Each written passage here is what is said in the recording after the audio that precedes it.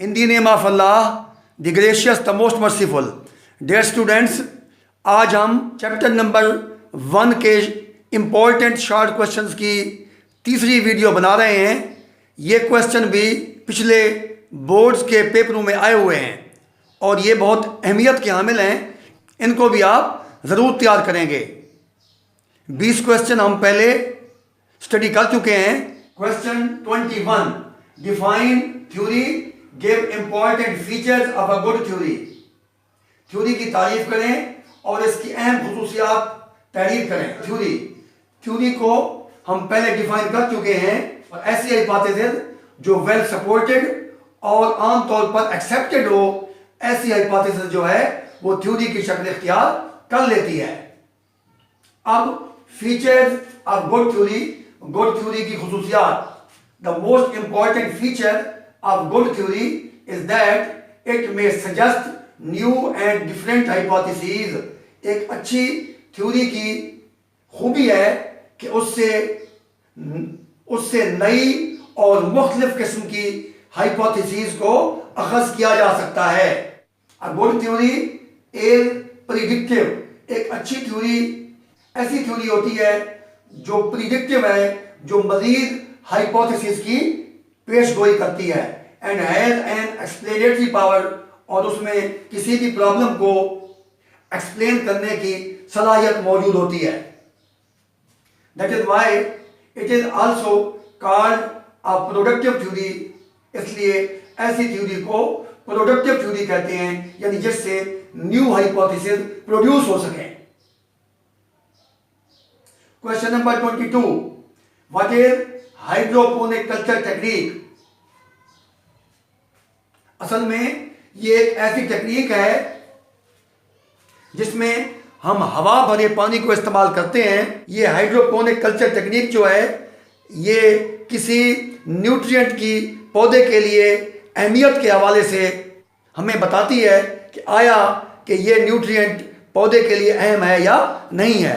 Hydroponic culture technique is used to test whether certain nutrient is essential for plants or not. In this technique, the plants are grown in aerated water. पौधों को हवा भरे पानी में grow करवाया जाता है, उगाया जाता है। To which mineral salts have been added. उस पानी में मिनरल साल्ट्स को ऐड किया जाता है ताकि पौधे के लिए मिनरल की अहमियत का अंदाजा लगाया जा सके। यूज और सिग्निफिकेंस, इसके दो अहम यूजेस हैं। Number 1, it is use to test whether a certain nutrient is essential for plant और नॉट। तो इसमें इस टेक्निक के जरिए ये हमें पता चलता है कि कोई एक मखसूस न्यूट्रिएंट क्या पौधे के लिए अहम है या नहीं है। Number 2, astronauts may use it for growing vegetables. खलानवर्द जो हैं इसे वेजिटेबल्स को ग्रो करने के लिए इस्तेमाल करते हैं। ताहम ये टेक्निक इतना ज़्यादा काबिल अमल नहीं है because it is expensive as compared with growing crops in soil. ज़मीन में क्रॉप्स को जब हम ग्रो करते हैं तो उसमें खर्चा कम आता है, लेकिन ये एक एक्सपेंसिव मेथड है जिसमें खर्चा ज़्यादा आता है। Astronauts may use it for growing vegetable, और एस्ट्रोनॉट जो हैं, खलानवर्द जो हैं, इसको वेजिटेबल्स को ग्रो करवाने के लिए इस्तेमाल कर सकते हैं। Question number 23, what is the biological control of pests. असल में तबाहकुन कीड़े मकोड़ों को ख़त्म करने के लिए हम जब केमिकल्स का इस्तेमाल करते हैं, हम जब इंसेक्टिसाइड्स और फंजीसाइड्स का इस्तेमाल करते हैं तो ये आलूदगी का बायस बनते हैं और फूड चेन में कंटेमिनेशन का बायस बनते हैं। और इन केमिकल्स के मुज़र असरात से बचने के लिए हम जिंदा अशिया को जिंदा अशिया से ख़त्म करते हैं, यानी पेस्ट्स को तबाहकुन कीड़े मकोड़ों को हम लिविंग ऑर्गेनिजम्स के ज़रिए इनका खात्मा करते हैं। Biological control means control of organisms by some other living organisms. यानी कि लिविंग ऑर्गेनिजम्स को दूसरे लिविंग ऑर्गेनिज्म के जरिए कंट्रोल करना। इन दिस मेथड, इस मेथड में पेस्ट्स आर डिस्ट्रॉयड, यानी तबाहकुन कीड़े मकोड़ों को डिस्ट्रॉय किया जाता है, खत्म किया जाता है by using some living organisms, यानी कुछ लिविंग ऑर्गेनिजम्स को इस्तेमाल करके इन तबाहकुन कीड़े मकोड़ों को हम खत्म कर सकते हैं। दैट कंपीट विद और इवन ईट देम अप, ये लिविंग ऑर्गेनिजम्स इनके साथ मुकाबला करते हैं या इनको खा जाते हैं। इसकी हम दो मिसालें लेंगे। Examples, number 1, an aphid that attack a walnut tree being controlled biologically by a wasp that parasitizes it. Aphid एक सॉफ्ट बॉडीड इंसेक्ट है, ये अखरोट के पौधे पर हमला करता है और उससे ग़िज़ा ले लेता है, यानी कि जाइलम के अंदर अपने माउथ पार्ट्स को दाखिल करता है और वहाँ से ग़िज़ाई मादों को, शुगर वगैरह को ये हासिल कर लेता है और यूं अखरोट का पौधा कमज़ोर हो जाता है। तो इस एफिड को ख़त्म करने के लिए हम एक और इंसेक्ट को इस्तेमाल करते हैं जिसे हम वास्प कहते हैं। ये इंसेक्ट जो है इस एफिड का खात्मा कर देता है। इसमें हम लिविंग ऑर्गेनिजम्स को, यानी एफिड को हम दूसरी लिविंग ऑर्गेनिज्म से कंट्रोल करते हैं, यानी हम एफिड को वास्प से कंट्रोल करते हैं। वास्प जो है ये एफिड पर पैरासाइट बनकर रहता है और यूं उसे खत्म कर देता है। Example number 2, even some bacteria are being used to kill pests. बाद बैक्टीरिया ऐसे हैं जिन्हें बायोपेस्टिसाइड के तौर पर इस्तेमाल किया जा सकता है, यानी ये पेस्ट को, तबाहकुन कीड़े मकोड़ों को ख़त्म करने के लिए इस्तेमाल हो सकते हैं और हम अपने फसलों को इन कीड़े मकोड़ों से बचा सकते हैं। Question number 24, what are pesticides and what are the side effects of using pesticides. Pesticides क्या हैं और पेस्टिसाइड को इस्तेमाल करने के साइड इफेक्ट कौन से हैं, यानी पेस्टिसाइड को इस्तेमाल करने के मुज़र असरात कौन कौन से हैं। आंसर, पेस्टिसाइड्स ऐसे केमिकल्स जो इंसेक्ट्स और तबाहकुन कीड़े मकोड़ों को ख़त्म करने के लिए इस्तेमाल हों उन्हें पेस्टिसाइड्स कहते हैं। इंसेक्ट्स और पेस्ट्स जो हैं ये पौधों को कमज़ोर कर देते हैं और फसलों की पैदावार में कमी लाते हैं। ऐसे तबाहकुन कीड़े मकोड़ों को ख़त्म करने के लिए हम कुछ केमिकल्स का इस्तेमाल करते हैं। ऐसी केमिकल्स को हम पेस्टिसाइड्स कहते हैं। Insects and other pests weaken the plants and reduce the yield. Insects और दूसरे तबाहकुन कीड़े मकोड़े जो पौधों को कमजोर कर देते हैं और पैदावार को कम कर देते हैं। पेस्टिसाइड्स या इंसेक्टिसाइड्स आर द केमिकल्स, ये वो केमिकल्स हैं विच आर ट्रेडिशनली, जो रिवायती तौर पर यूज्ड, इस्तेमाल होती हैं टू कंट्रोल पेस्ट्स, तबाहकुन कीड़े मकोड़ों को खत्म करने के लिए इस्तेमाल होती हैं। ऐसी केमिकल्स को हम पेस्टिसाइड्स कहते हैं। साइड इफेक्ट्स, यानी पेस्टिसाइड्स के मुज़र असरात, side effects. Use of these chemicals poses toxicity problems for human being. इन केमिकल्स के इस्तेमाल से इंसान के लिए जहरीले किस्म के मसाइल पैदा हो जाते हैं। As well as environmental pollution, और माहौलियाती आलूदगी भी पैदा हो सकती है। जब हम इन केमिकल को इस्तेमाल करते हैं तो हमारी फूड चेन कंटेमिनेट हो जाती है, फूड में जहरीले असरात पैदा हो सकते हैं। इन जहरीले असरात की वजह से इंसान की सेहत पर नेगेटिव असरात पैदा होते हैं। नंबर 2, मोरओवर, मजीद बना, there are chances of insects becoming resistant to effect of these chemicals. दूसरा ये कि इंसेक्ट्स जो हैं वो केमिकल्स को बर्दाश्त कर लेते हैं। बाज केमिकल्स को जब इंसेक्ट्स बर्दाश्त कर लेते हैं तो फिर वो केमिकल मजीद ऐसे इंसेक्ट्स पर अमल नहीं कर सकते, लिहाजा फिर हमें इंसेक्टिसाइड को तब्दील करना पड़ता है। इसलिए ये केमिकल्स फिर मजीद इन इंसेक्ट्स पर इस्तेमाल नहीं हो सकती। Question number 25, what is integrated disease management? Integrated disease management से क्या मुराद है? बीमारी को कंट्रोल करने के जब मुख्तलिफ तरीकों को हम एक साथ इस्तेमाल करते हैं, बैक वक्त इस्तेमाल करते हैं, इन तमाम तरीकों को, इन तमाम मुनासिब और रेलेवेंट तरीकों को मजमूई तौर पर हम इंटीग्रेटेड डिजीज मैनेजमेंट कह सकते हैं।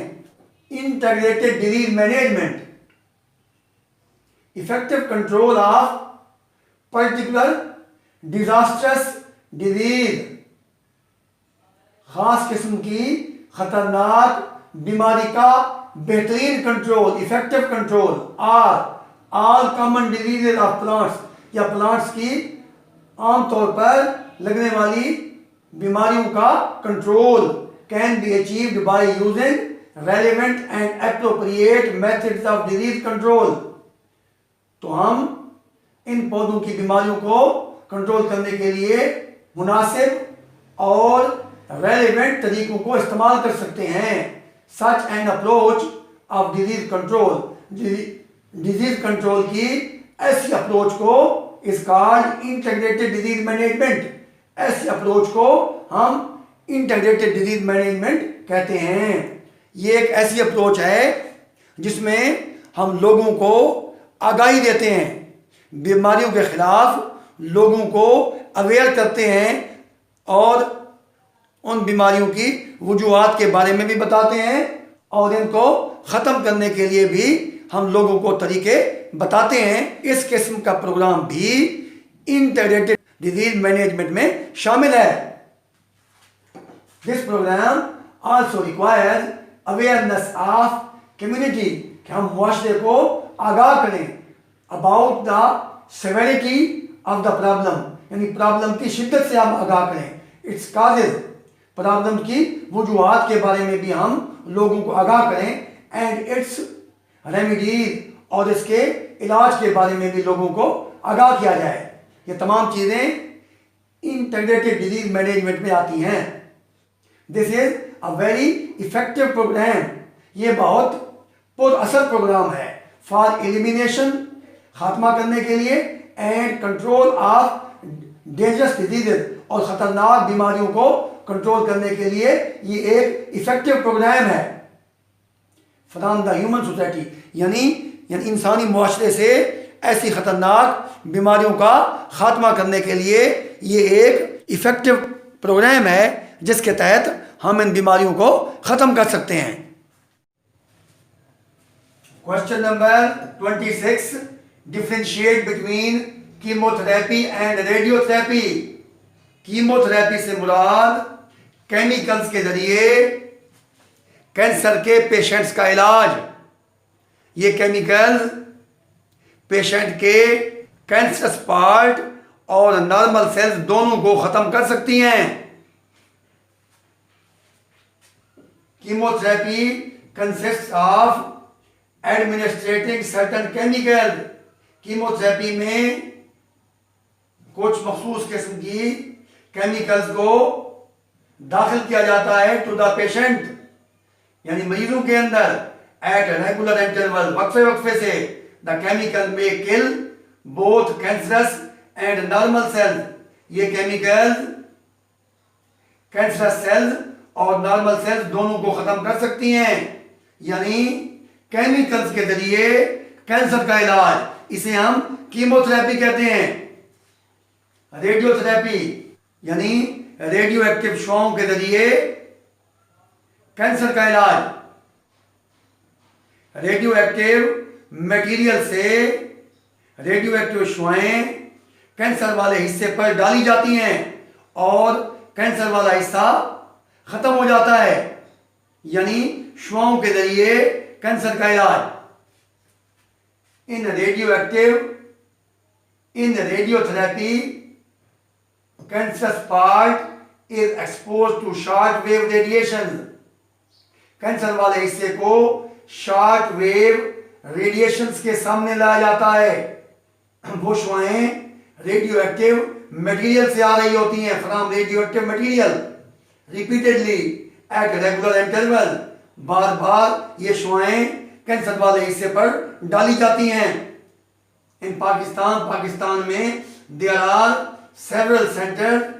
पाकिस्तान में बहुत सारे मराकज़ हैं which are carrying out radiotherapy to control cancer. Cancer को कंट्रोल करने के लिए रेडियोथेरेपी के अमल को बरूए कार ला रहे हैं। Question number 27, right a short note on vaccination.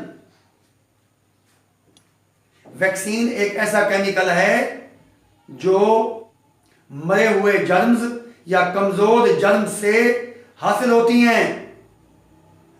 ये केमिकल मरीज के अंदर कुव्वत मदाफत कायम कर देती हैं।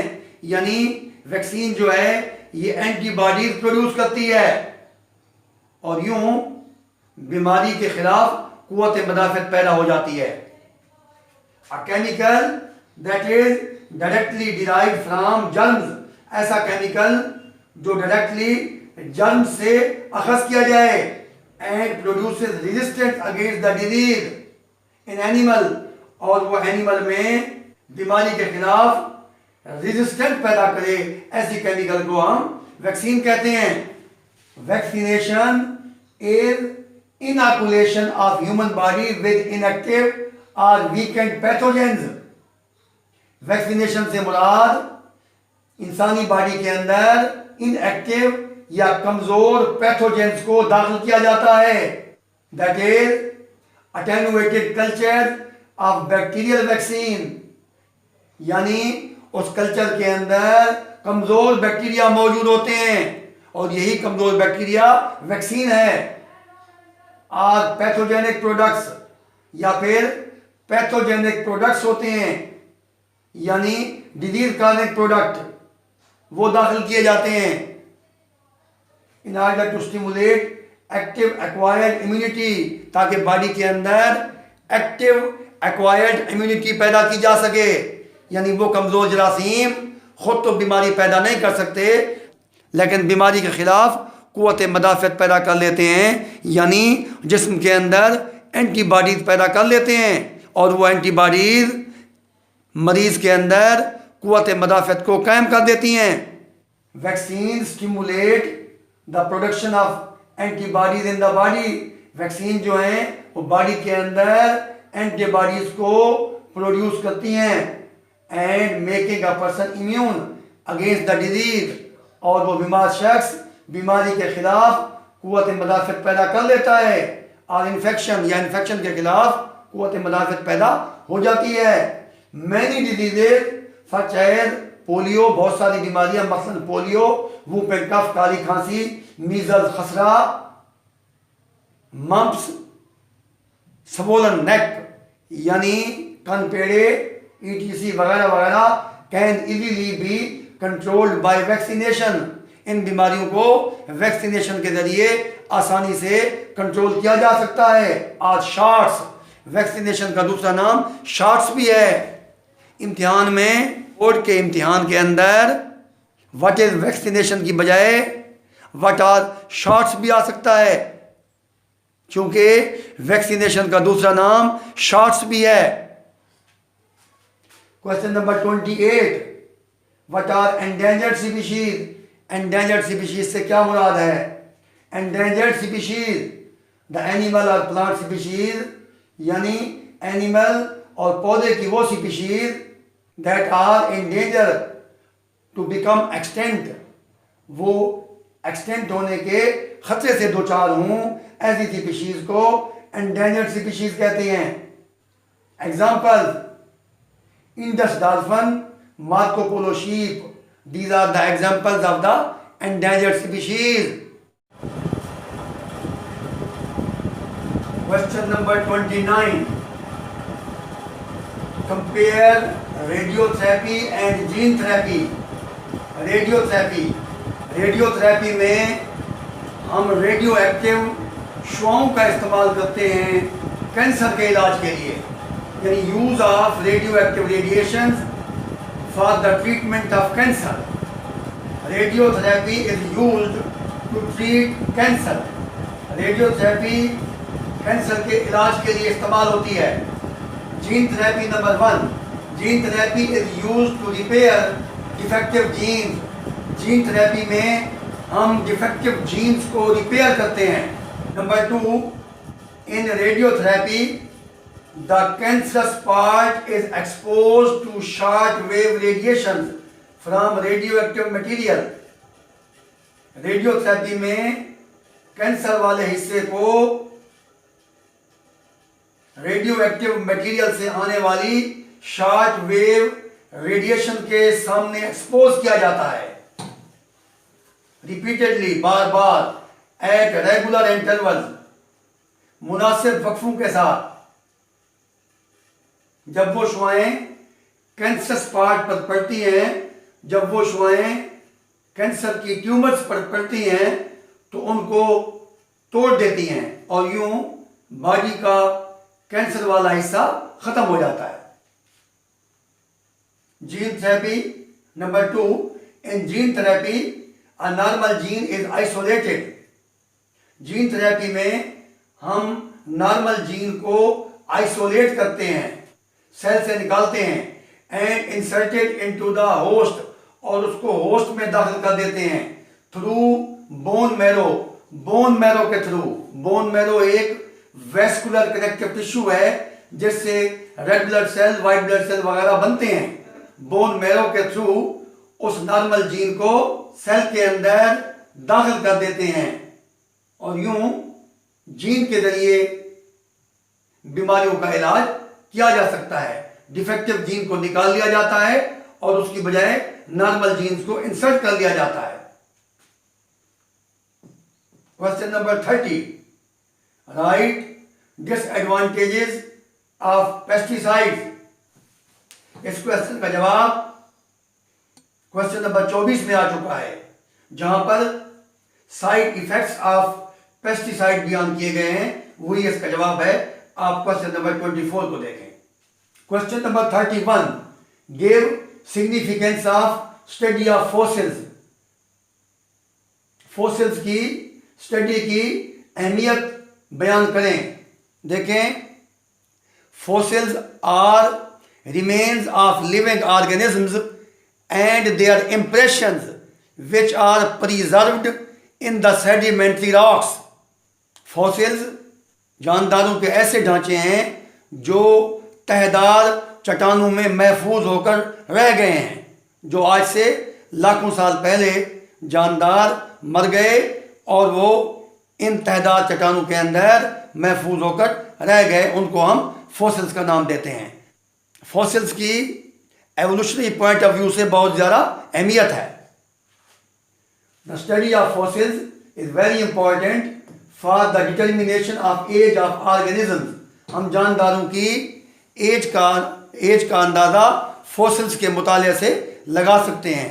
यहाँ एज से मुराद एवोल्यूशनरी हिस्ट्री है, as well as evolutionary relationship between organisms, और हम मुख्तलिफ जानदारों के दरमियान एवोल्यूशनरी ताल्लुक का भी जायज़ा ले सकते हैं। Since the time of origin of the life on earth, जब से ज़मीन पर ज़िंदगी का आगाज़ हुआ है उस वक्त से हम मुख्तलिफ जानदारों के दरमियान एवोल्यूशनरी रिलेशनशिप भी हम फॉसिल के मुताले से मालूम कर सकते हैं। Various organisms were evolved and dominated this planet during various periods of geological time chart. मुख्तलिफ जानदार मुख्तलिफ ज़मानों में इवाल्व हुए हैं और डोमिनेट रहे हैं, यानी जियोलॉजिकल टाइम चार्ट में इराज हैं, पीरियड्स हैं, इपोक्स हैं वगैरह वगैरह। तो मुख्तलिफ ज़मानों में मुख्तलिफ किस्म के जानदार इवाल्व भी हुए हैं, ओरिजिनेट भी हुए हैं और वो डोमिनेट भी रहे हैं। This has been found by the evidence obtained from discovery and study of fossils। यानी जानदारों की ओरिजिन और वो किस ज़माने में डोमिनेट रहे हैं वो हम फॉसिल्स की स्टडी और डिस्कवरी से मालूम कर सकते हैं। असल में फॉसिल्स जो हैं ये एवोल्यूशन का बेहतरीन एविडेंस हैं। Question number 32, what is marine biology? Marine biology से क्या मुराद है? Marine biology is the study of marine life. Marine biology में हम समुद्री हयात के बारे में स्टडी करते हैं and physical and chemical characteristics of these water bodies. In water bodies की फिजिकल खुसूसियात और केमिकल खुसूसियात के बारे में भी हम जानकारी इख्तियार करते हैं। यानी फिजिकल से मुराद ज़ाहिरी जिस्मानी और chemical mean chemical composition of the marine water. Question number 33, what is social biology? Social biology से क्या मुराद है? ये बायोलॉजी की ऐसी ब्रांच है जिसमें हम इंसान के समाजी रवैये, सोशल बिहेवियर, समाजी रवैया and communal life of human being और इंसान की मुआशरती जिंदगी के बारे में हम स्टडी करते हैं या मुतालिया करते हैं। Question number 34, differentiate between gene therapy and chemotherapy. Gene therapy और कीमोथेरेपी इन दोनों की डेफिनेशंस पहले आ चुकी हैं और ये ये क्वेश्चन भी बोर्ड में आया हुआ है कि जीन थेरेपी और कीमोथेरेपी में क्या फ़र्क है। Gene therapy is used to repair defective genes. Gene therapy एक ऐसा ट्रीटमेंट है, ऐसा इलाज है जिसमें हम डिफेक्टिव जीन्स को रिपेयर करते हैं। Chemotherapy number 1, chemotherapy is used to treat cancer. Chemotherapy एक ऐसा तरीका इलाज है जिसमें हम कैंसर का इलाज करते हैं। इसमें केमिकल्स को इस्तेमाल किया जाता है। Gene therapy number 2, in gene therapy a normal gene is isolated. Body से एक नॉर्मल जीन को आइसोलेट किया जाता है, अलग किया जाता है एंड इंसर्टेड और इसको दाखिल किया जाता है इनटू द होस्ट के अंदर through bone marrow. Bone marrow के थ्रू उस जीन को होस्ट के अंदर दाखिल किया जाता है। बोन मैरो एक वेस्कुलर कनेक्टिव टिश्यू है जिससे ब्लड सेल्स बनते हैं। Number 2, in chemotherapy anti cancer chemicals are administered. यानी कैंसर के खिलाफ जो केमिकल्स हैं उनको बॉडी के अंदर दाखिल किया जाता है टू द पेशेंट्स। मरीजों की बॉडी के अंदर दाखिल किया जाता है एट रेगुलर इंटरवल, वक्फे के साथ। Thank you very much.